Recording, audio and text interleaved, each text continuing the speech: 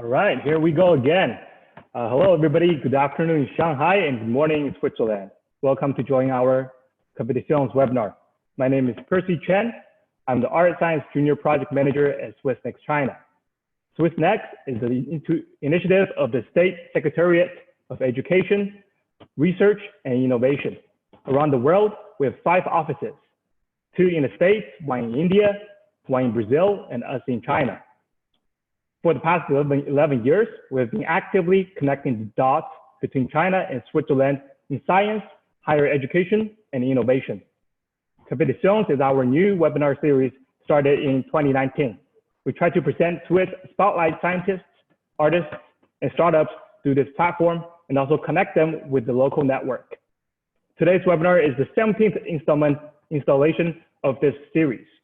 We're pleased to invite Karolina Sobecka, artist and researcher at University of Applied Science and Arts, Northwestern Switzerland Academy of Art and Design. She will guide us through the concept of carbon, how it is shifting today to amalgamate into a new carbon-conscious culture. As soon as the speech begins, you can type in questions in the Q&A session, as well as the comment tab on the bottom of your Zoom interface. We'll answer them during the Q&A sessions later. Now, let's give the floor to Ms. Sobecka for the presentation. Hello, everyone. It's really nice to be talking to everyone. Thank you, Percy, for the introduction, and thanks everyone for joining. As Percy mentioned, I think it would be great to actually, now that we have this strange Zoom way of interacting with one another, but this allows us to kind of have some synchronized, asynchronous communication. So if you feel like sort of typing in comments or questions while while the presentation is going on, that would be really maybe useful way to sort of not lose the track of what you're thinking about, so you can answer those later. And so I wanted to,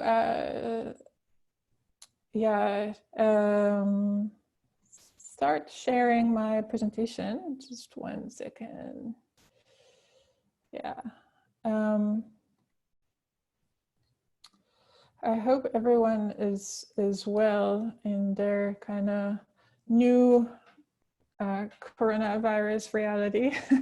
And I hope we have a chance to chat a little bit of what that means today for also environmental sustainability. So just to introduce kind of where I'm coming from, I'm based at the Critical Media Lab in Basel in Switzerland. And so the Critical Media Lab is a collective of community of researchers and practitioners that's based at the academy, but it's really rooted in practices of art, design, media research. So we're looking at both the practices and their history. And the lab is a part of the Institute for Experimental Design and Media Cultures, which provides discursive community and physical support and infrastructure for these kinds of substantive practice research, scholarly exchange, and experimental pedagogies. So this is what the lab looks like, and you can see that sort of at any one time there are some projects, sort of research projects happening in the lab. So we draw on diversity of backgrounds in anthropology, sociology, cultural and media studies. That also includes engineering, design, and the arts. So more practice-oriented kind of research. And we are really interested, or sort of all these projects are rooted in research that is historically and critically informed, right? So, and specifically focusing on experimental media practices. I'm on a research project that's called Cycles of Circulation, and this research is also coming specifically from this project. It's a 4-year project funded through the Swiss National Science Foundation, on knowledge practices and representations of ecology specifically. And it has to do with looking at climate governance, environmental governance processes through creative and scholarly practices, right? So it's a different kind of approach than what we're normally used to, where the environmental issues are approached with hard sciences only. So the project is conducted through a research team, and besides me, it's led by Jamie Allen. Besides me, there's Surya Chatterjee, and we have a really wonderful group of advisors who come from different disciplines. Yu Kui, Martin Mueller, Jim Ego, Sonia Sneveratne. So Sonia, for example, is is a lead author on the recent IPCC report on 1.5 degree change and its impacts. So she's a climate scientist. Jim Ego comes from cultural anthropology, for example. So we have quite a different set of disciplines informing this work. So before we get really into before I tell you about carbon, I wanted to ask you what you think carbon is, or maybe your first impression. If you were to say carbon is ... what would that be? Because this has become such a big conceptual category that it's really interesting to see where it's already become a common sense and a very commonly used metaphor in some ways. So I'd be really curious what your first kind of impression, or where first your answer to that was, and maybe we can chat about it later. So the project started, maybe I should say, with this field trip to, so we're based in Basel, but this is a company that's based in Zurich, not very far from us, in Hanville, actually, in the suburb of Zurich. So what they do is they're extracting carbon dioxide from the air in a process called carbon capture, right? So this is one of the spectrum of emerging technologies that are sort of grouped under this label of negative emission technologies. And so this technique that they're using is ambient air capture, and they're sort of extracting the CO2 from the ambient air. And in this case, you can see it's piped into the greenhouse that's sort of there in the background, behind the pipe in the center. And so it's sort of used as fertilizer in the greenhouse. It looks like this, and so these are just kind of modular things that can be installed on different sizes. You can see that these are basically, the infrastructure for this includes a fan that draws the ambient air through, and then it goes through sort of a process of chemical separation of the CO2 from the ambient air. So this is like a bag of liquid CO2, if you can imagine. And part of what we were really kind of interested in, how they're talking about what it is that they're doing. I'm happy to kind of talk more about these technologies specifically, but for now, I just wanted to quickly summarize it. They're talking about saving the world with the CO2 removal, right? So these technologies have been kind of deemed necessary by the scientific assessment, which through simulations of the sort of modeling of these different pathways of the future, really don't see a way where once we do, exhaust every single thing that we can do, every country actually mitigates emissions as much as it's possible. Then there's still a sort of gap between what we can achieve, like in terms of emission reduction, and the kind of reduction that we need to have in order to stay under the dangerous 2 degree warming. And so that gap is being kind of filled in these models by or sort of carbon capture technology. So this being one of them. So this creates, a policy environment where there are sort of incentives for this new market, new kind of industry to emerge. And so we're at a point where this is being shaped. There's a lot of little prototypes of different ways of sequestering CO2, both from the air and from emission sources.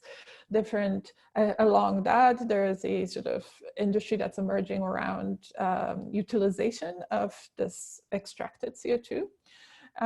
So how this is being understood, what is the sort of collective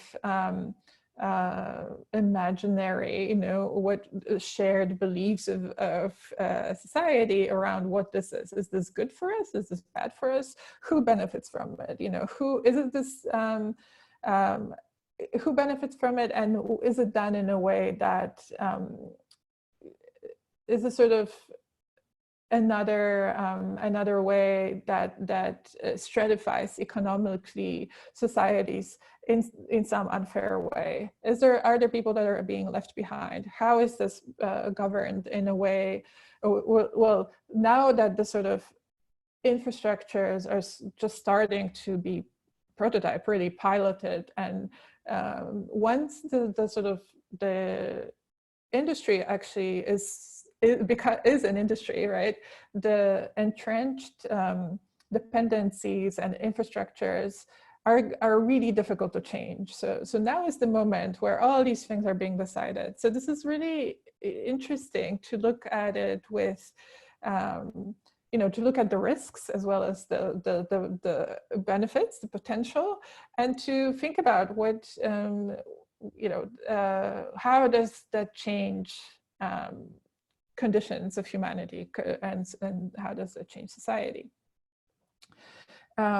So one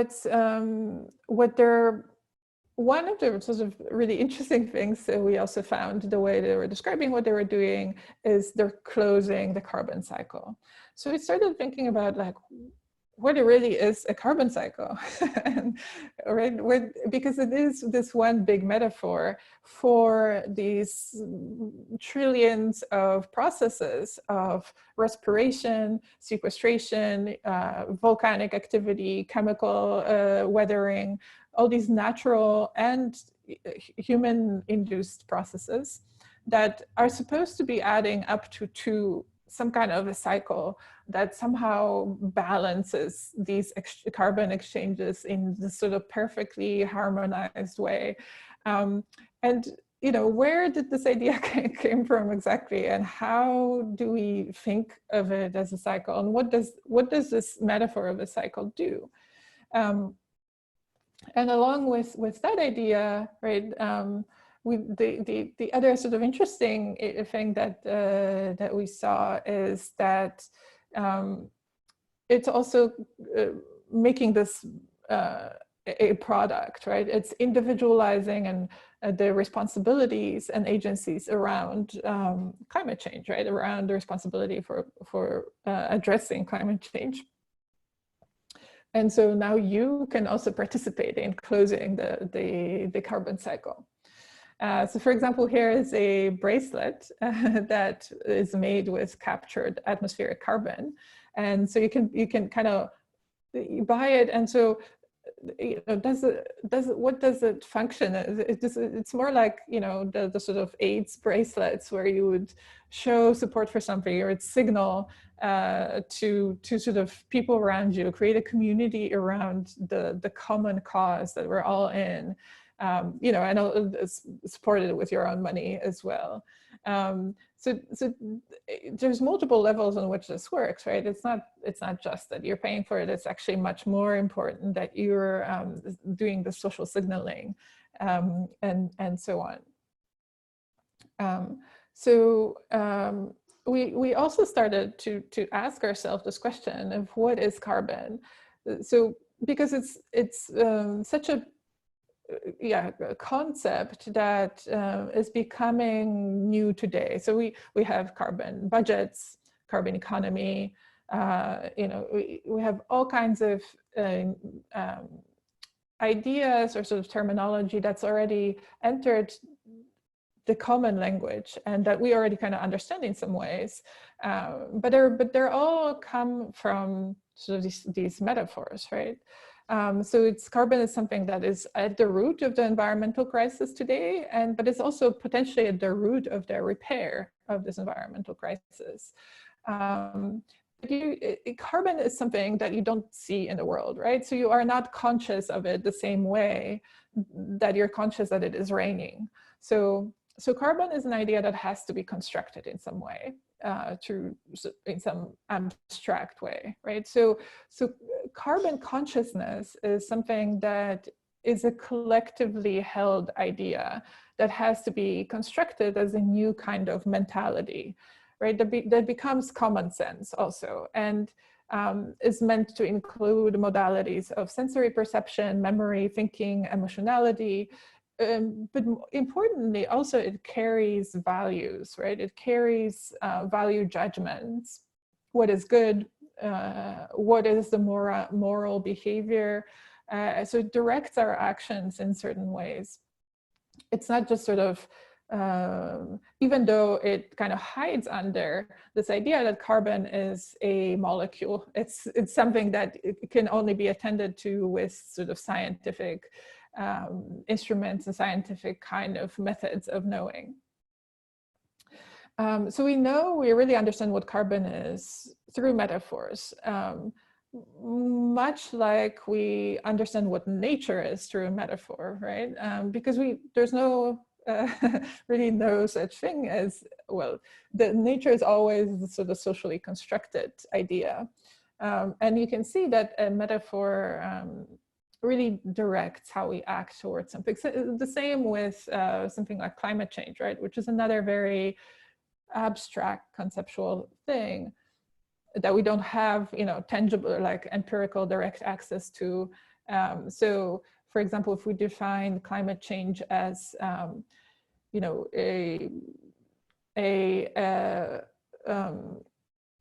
this misdistribution of carbon, right? Like, so there's the distribution of carbon is incorrect on the planet. So there is too much of it in the atmosphere, and instead it should be in a different reservoir. If we define climate change like that, then we find particular solutions to that problem, right? Which are going to be technical solutions of moving that carbon that's in the air somewhere else, right? So it's a very technical solution. If we define climate change as emissions based on fossil fuel economies, then we have a very different solution to the problem, because it's much more social, kind of socially directed change that has to change the sort of fossil fuel industry. And so the way we understand, both carbon or climate change, nature, and now carbon directs what we do and how we address environmental concerns. So one such framing, for example, is, carbon is pollution. But if we think about it, not that long ago, carbon in the air, CO2 in the air, this was in 1920, it was actually exactly 100 years ago. This was an article in Scientific American, which was showing the kind of yield you could get out of your agricultural field with the increase of CO2 in the ambient air around it, so which they called fertilized air. So in this framing, the extra CO2 in the air was a good thing, right? It was considered fertilizer. And so this was before they really knew about CO2 in the air causing global warming, which now we of course know. So the idea, and so, what is this extra CO2 in the air? How do we relate to it? Is it good or is it bad? How do we value that? This is very much a social process, right? The determining that there is more CO2 in the air is a scientific process, but what does it mean for us, and whether it's good or bad? So these sort of, you know, and how do we, what is our responsibility in relation to it, is something that is very much a social, cultural, and historically rooted process.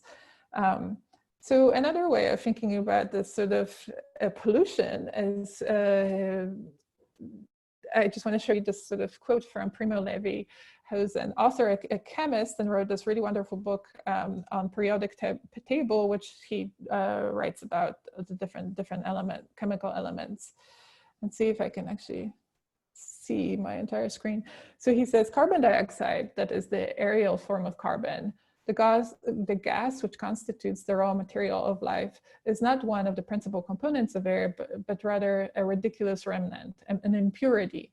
The air contains 0.03% carbon dioxide. So now it contains a little bit more than that. From this ever-renewed impurity of the air we come, we animals and we plants, and we the human species, with our 4 billion discordant opinions, our millenniums of history, our wars and shames, nobility and pride. So, you know, I think that this is really beautiful way of showing us how the sort of human opinions are just that, are just opinions in this great scheme of things. We might know that there's more carbon in the air, but I think it's really critical to look also at these practices of valuation and practices of common sense behavior in relation to that. And so that's why this sort of environmental consciousness, how that develops and how it's actually being intentionally influenced by different kind of agendas which are behind some of these particular framings that direct human behavior one way or another, is something that we are looking at, and we're already interested in this project. So another metaphor is carbon is fuel. And obviously, you know, carbon is this our earliest, most primitive desire, this really deep hunger that we've always had. So since we were the lowliest kind of amoeba creature crawling around some primordial swamp, we were already crawling towards carbon, towards this fuel that meant life, that is chemical, that in its chemical bonds stores energy, which can be released by being burned in our muscles, in our fires, or our engines, that powers our bodies, our technologies, and our societies. And we started calling it carbon only recently, right? But we have long fought wars and built empires and rose in revolutions on the power of and on the desire for this element 6 of the periodic table. So carbon as fuel obviously has its dark side as well. And today's semantics, historical semantics, try to decouple carbon from its history of power and politics, by rendering through the sort of institutions of science and technology as this future molecule is just a molecule. You know, it doesn't bring with it the political power. But it's just a scientific fact. But in fact, it has a lot to do with all these other dimensions of how we understand and make it meaningful.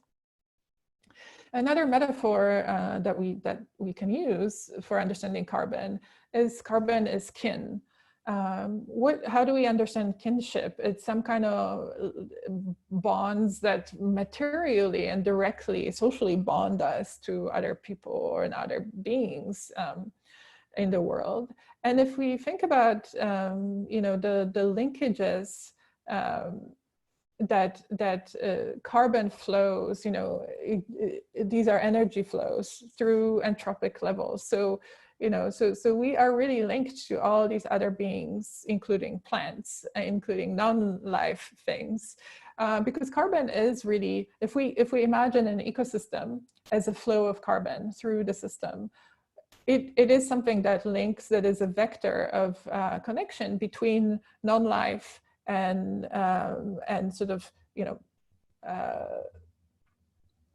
material, mineral even states through sort of plants and different, the sort of levels of, they're called trophic levels, or sort of levels of energy in the web of life, so to speak. And we're part of it. And so we're linked in all of it through a kind of kinship. So we can consider carbon being the sort of kin connection, kin linkage. Another framing, another metaphor for carbon is currency, right? And this is especially, it could, I mean, this idea has been constructed explicitly by the Kyoto Protocol, which instituted the sort of carbon trading mechanisms, which are now, which have since been put in place since then. But it's also become currency in the sense that it's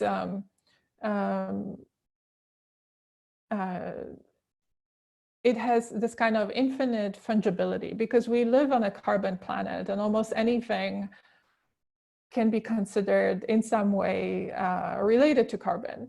And especially in the way that we understand it now, where carbon is a carrier of energy. And basically when we're talking about carbon, we're often talking about reducing energy use.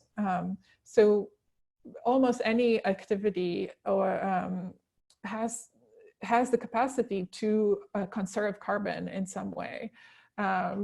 Almost anything, you know, like it's the basic block of building block of life on the planet. So almost anything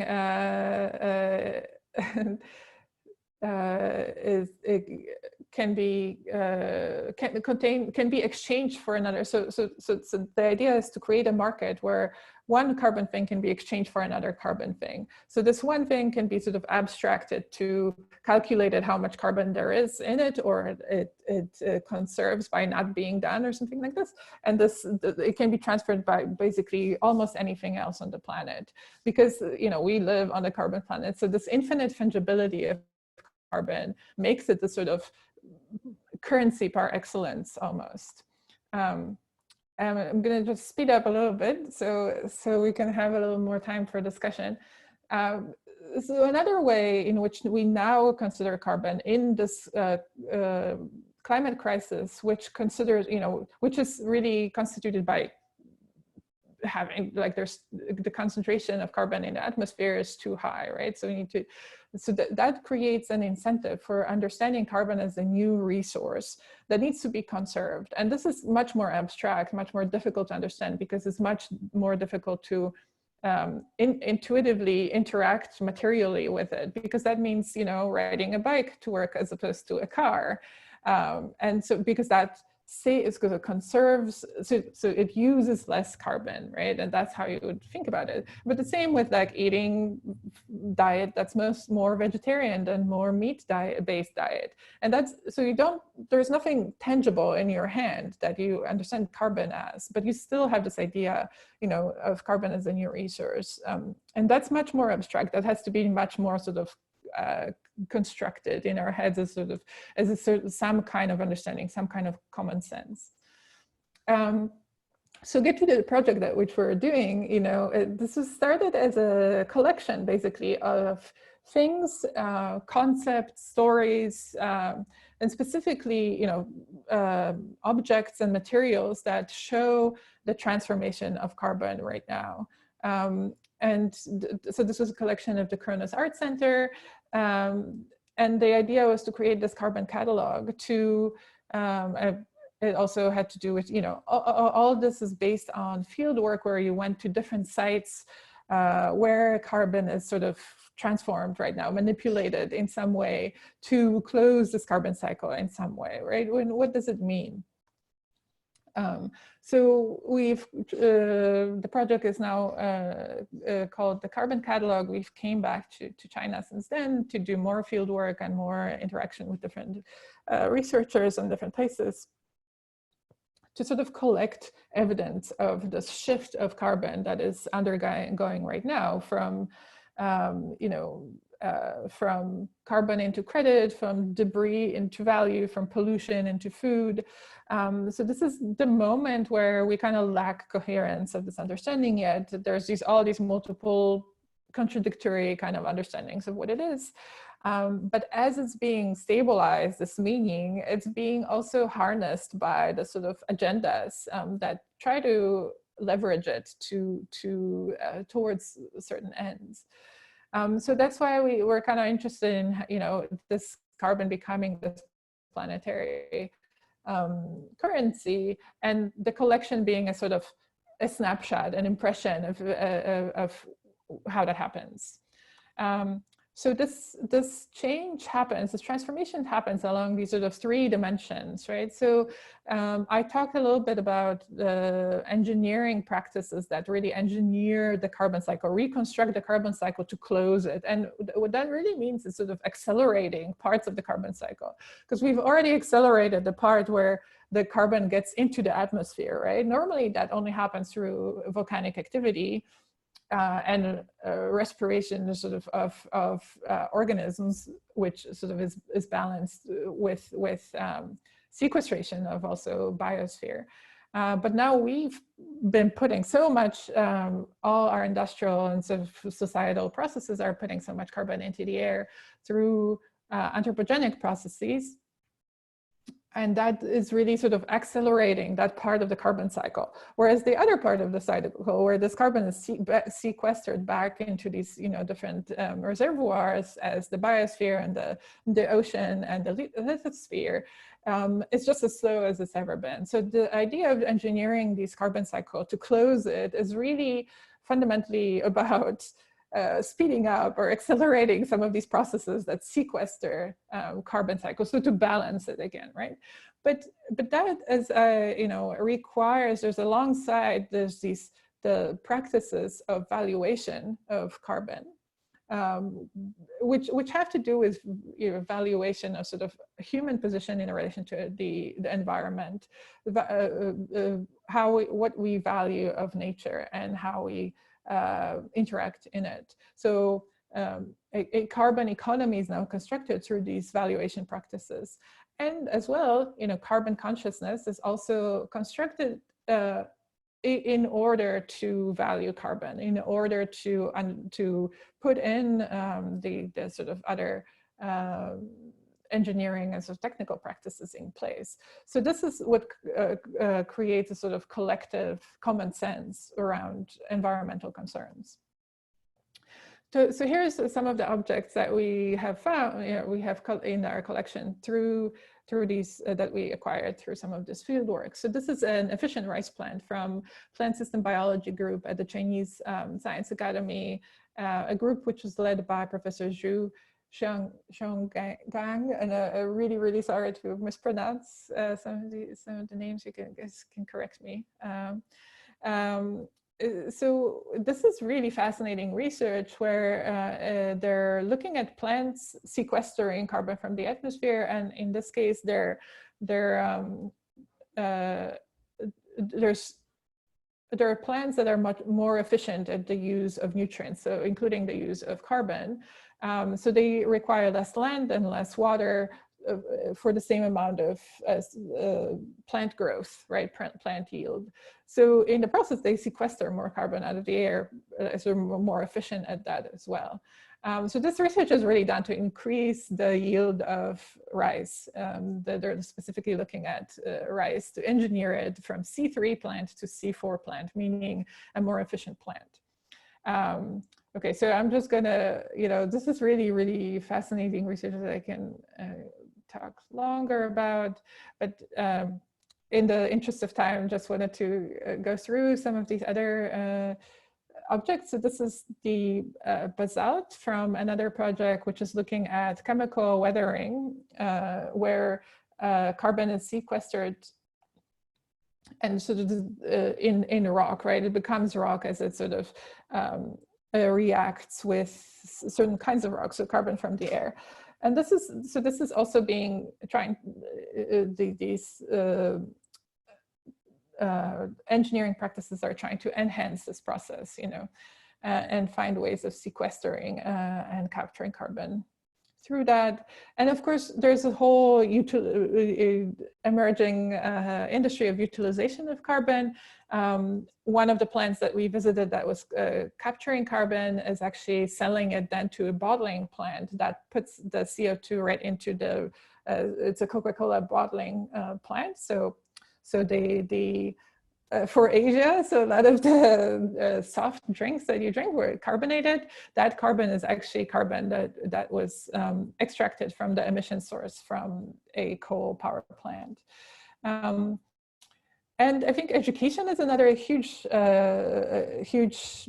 element of this transformation. So we also went to Jiao Tong University. At one of their engineering groups is specifically focused on carbon capture, and now they've also started a low carbon college, something that the first time we went to China, we only heard about plans of opening it. The second time we went, we actually went and visited with a group of students. So I have to say, the second time we went to China, we also collaborated with Francesca Valsecchi at Tongji University and her students. So this is our group. And we went to this low carbon college where the design students were in collaboration with the engineering students to think about some of the designs for carbon capture systems and what they mean, you know, like how they're communicated and how they're designed. So this is another laboratory with Professor Tao Wang at the Zhejiang University. But yeah, so many kind of field visits. This is a low carbon museum in Hangzhou. So when we were starting this project, we really didn't know how well it slotted into the Chinese low carbon everything rhetoric that's sort of around low carbon initiatives that are sort of going, you know, being a way in which this idea of ecological civilization is being implemented on the policy and the rhetoric level, really. So this was really, you know, a kind of fascinating way in which this also is a kind of social engineering and a cultural dimension through which this transformation is accomplished. So yeah, I mean, we can talk about more about these items if you're interested. But I think something that I really wanted to make sure to get to before we have a conversation is the sort of the particular positioning of China in this conversation, right? That's why we're also interested in the dialogue with Chinese partners, and because I think right now the world is sort of looking at China. I mean, obviously, it just for the sheer scale and the sheer sort of influence of anything that China does right now is really important, but also the world is looking to China because I think, you know, it provides potentially alternatives to different ways, to the ways of doing things that have resulted into these sort of catastrophic environmental crises elsewhere. And the coronavirus crisis also provides another, it also sharpens some of these the focus on some of the questions which people are really interested in. And that is sort of, you know, the ecological civilization is supposed to be accomplished through, it's supposed to be environmentalism with Chinese characteristics. And I think it's really interesting to think about what are the ideas from the history of sort of traditional philosophical, religious sort of ideas of how humans see themselves in nature and relate to nature and understand nature, that we can look to and we can understand, we can adopt, right? Like, or whether it's China or elsewhere, and this is always going to be some kind of confluence of of the different ideas where they're coming from. But I think we really, the world is sort of looking for alternatives to the contemporary ways of approaching this. And so that's why one of the ways in which China has been so exciting in its at least, you know, both like an amazingly kind of rich history of these concepts, but also a more explicit co-option or sort of leveraging of these concepts in its policies right now, or at least outwardly so. But on the other hand, also Chinese government is equipped with sort of institutional and procedural features that technically, right, would allow faster and more rigorous responses to these environmental problems than are possible really in democracies, right? So a lot of people are being like, okay, if environmental policy is always a mix of authoritarian and democratic practices, what is it that works? Like, what is it that allows us to actually accomplish a transformation in the time that we have? And what are the, I think it's also something that really interesting in respect to how we understand technocratic measures, right? How much we rely on science and expertise to provide the answers and be the guidance for proceeding. Because I think, as I try to show maybe in this presentation a little bit, it's a lot of it, right? It's not a matter of scientific expertise. It's really the sort of culturally, historically rooted practices and valuation practices, which are very much social practices that guide and determine these scientific expertises as well. So we need to also be paying attention to how that happens and where that happens. So yeah, so maybe I think I'm pretty much out of time, and Percy maybe can tell me, do I have more time left? But yeah, so I think in a lot of ways this means what does it mean to be carbon conscious? Maybe somebody can tell me or write it in the chat, because it is another abstraction, it's another metaphor, but what it really means, what it means to be environmentally conscious, right? So it means to have, to be driven by environmental concerns. It means that your behavior is guided by environmental concerns, right? And that also means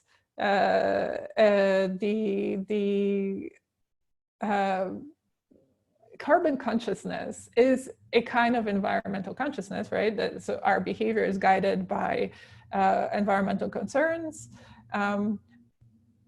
but it also has this added understanding of carbon being a major part of it. And what does it mean, right? Like in some ways means, I mean, maybe you can tell me, we can start. So this is I think officially the end of my talk, but at the beginning of more of a discussion. So I'd love to hear from you, and then I can tell you what I think about it too.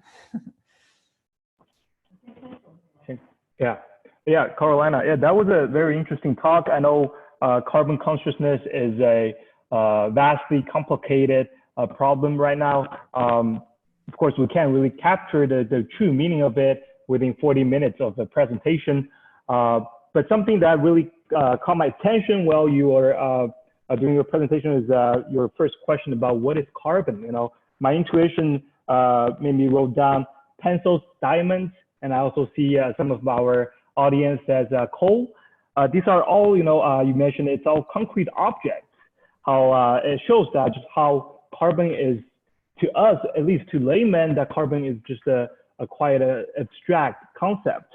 We cannot really think of carbon without thinking of the products that carbon brings. You know, and I also think you touched upon another, following up, another point is that how you define the problem dictates how you will find a solution to it, particularly in terms of global warming, the climate crisis right now. So we prepared some questions on our end. We also put these questions onto our website for our audience to see. And I think one of them is quite interesting, and it connects well to the last part of your presentation, which is, I'll read it now. How do Chinese traditional culture, philosophy, and religion integrate with the new concept of carbon and environmental consciousness? Would you like to give your opinion on that? Yeah, well, this is precisely what I would love to hear from you and from maybe some of the audience from China or Shanghai. I'm not sure where people are from. You know, from a more theoretical sort of academic view on this is to look at something like the religion, like Taoist religion, which sees she, right, or to be something that flows through landscapes and human bodies, that sees nature and humans as continuous, whereas the sort of Western modernist tradition sees humans as being decoupled from nature and being buffered from it. And our practices, our science and sort of technology practices are aimed to at this decoupling, right? So something like hygiene, for example, which means we cleanse ourselves of the environment, which we civilize ourselves and make ourselves separate from it, right? So these are very Western ideas, but I think some of the you know, concepts and philosophies, traditions from these different historical trajectories in China have very different ways of placing the human in nature, you know, which is something that in various ways in harmony with it, you know, and specifically being very permeable to nature. So it's a permeable body that is always sort of influenced by landscape. It's in an environment in which it is in. It's not decoupled from it at all. It's part of it. So that's, you know, that's something that I can tell you from what I'm reading about it. But I would love to actually know what people think, like how that actually is manifested in what these more common understandings of this are. Because I think on the other hand, China is very, very dedicated, it's very pragmatic and technocratic focus, right? Like it really believes that science is the way to go forward, and these rational solutions are the kinds of solutions. So there's a mix, there's a confluence of these ideas that I really love to hear from you, like what is the meaning of these ideas in actual people's common sense?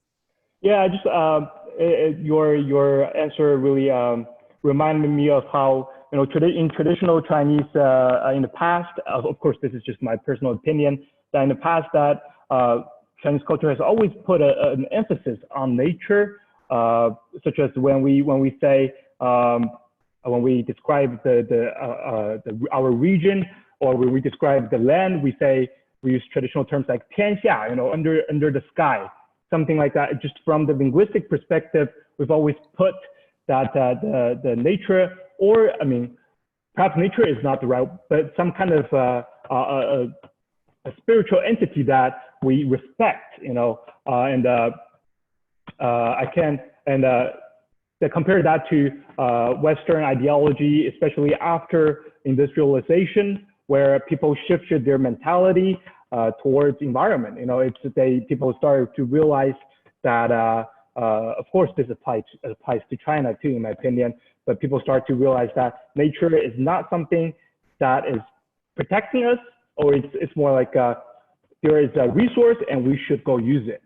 You know, it's more transitioning into exploitation, transitioning into using it instead of protecting it, or that we are nurtured by it. Yeah, I definitely see this a shift of attitude. Of course, you also mentioned that China is a very technocratic country. The modern China is focused on technocratic. I believe it's true. I mean, it's a developing nation. We've been using a lot of resources, but China is also, the current atmosphere is that we are also really putting emphasis on the environment. We see that, especially around young people, I can speak for our generation, we're more educated on this issue about the climate crisis. And we also, a lot of us has been starting to, cut meat in our diet, or transitioning into a less plastic lifestyle. That's also something I've realized during this pandemic time. When I'm staying at home, working at home, I realize how much waste I produce every day. I have to take out of my trash every day, every week, and I see I just have 5, 6 bags of trash with me. And I never really noticed this when I'm going to work normally, And I want to follow up with this question is that, what do you think about grassroots movements such as zero waste, zero plastic, and how much merit do you think they have? How much of an impact do you think they have on the carbon cycle and on this current climate crisis? They have huge impact. I think it's it's a different ways in which this happens in different political environments. In Europe and US, where these huge grassroots movements started by young people, specifically now with the Greta movement, the Swedish girl, I'm sure, Greta Thunberg, I'm sure you've heard of it. I mean, it actually has huge impact on what has to be now considered on policy level by negotiators in climate change settings. These changes are extremely slow, and this impact is there, but the political changes are actually still slow. Yeah. I think that from what I understand in China, this is also, it happens through somewhat different channels. And I think the triangle of the state, the sort of corporations and the people, play out differently, but the sort of, on one level, which I think we're specifically interested in, is changing common sense, changing some of these ideas that we don't even think about. We don't try to rationalize about, we have to decide this or this. It's just something in the background of our minds that dictates our behavior. And where is that coming from, and how is that constructed? And that oftentimes is constructed by communities, by peer groups, by sort of collective understanding that we just hold these beliefs that really come partly from, like you are concerned about something, and then you sort of learn more about it, and you start associating with a particular community that also holds these concerns. And so I think, that means the individual behavior. And I think this is a huge question in terms of how much one individual is supposed to be made responsible for the climate crisis, right? And how much it is through guiding individual behavior that this change will happen. Because that really is the narrative in the US, for example, which is completely channeling the agenda of the corporations in a lot of ways, because it is the regulation of the industry that would have the biggest impact. And it's not like if all of us just all of a sudden screw in more efficient light bulbs and all of us drive less and so on, it's actually we only have so much impact if all the infrastructure, all the energy infrastructure is still based on fossil fuels. And energy infrastructure is something that are decisions of the state, are decisions of these big corporations that interact with the state. And so this has to, the individual doesn't have really effect on it by screwing the more efficient light bulb, but can have potentially effect on it through these grassroots sort of protests and movements that generate a momentum towards a certain kind of consciousness and certain kind of pressure on politics and certain kind of pressure on corporations as well. And so I think, it's a very sort of nuanced understanding of how much it is our responsibility and what we can do, to act in this crisis, and who wants to create a certain impression, right? Yeah, and yeah, I mean, I completely agree with you that I think manufacturing and the state has responsibility because just we can save as much plastic as we want as an individual, but they're still producing it. They're still producing the surplus plastic. Right. It's still out there. So in a sense, we're not wasting, but it's already being wasted. So you mentioned that how we want to, from a bottom-up perspective, to form communities, join in the movement to give pressure upwards. I think that's a good idea. Let's quickly address our comments here. I see a lot of engagement in the comment section. For example, from let me quickly see, from Paul, he says in rural India, which is very energy scarce still, cow dung is collected and turned into dry packs and used for cooking. In China, the traditional chamber pots collection system collected night soil to use for manure in farming. So he's just pointing out a traditional example of virtually closed carbon cycles. What do you think? I mean, I think that learning, we're now kind of back to understanding how civilization, so these industrial practices have created. This is also a Marxist concept that these are metabolic rifts, right? So the idea is that, you know, the material would be metabolized and so return into the system, and then that it can be renewed again, and produces fertility again, and so on. And all these different minerals, or so different materials, are cycling in this way, and we have, like, human activity has created rifts in a lot of these cycles, including nitrogen cycle, which I think maybe this is also referring to the soil barrenness and so on. And carbon is similar. So now, I mean, I think that these considerations of where the cycle has been broken and what we can do to return to some kind of more sustainable ways of doing this. But I think that, you know, this is very much used for the sort of building in more products that accelerate further our economies, and which is kind of counterproductive in some ways. But so the solution appears to be to accelerate the cycle altogether, right? And maybe this is not exactly what we want to do. I mean, because basically it's saying, as long as the cycle is balanced, we can accelerate it, right?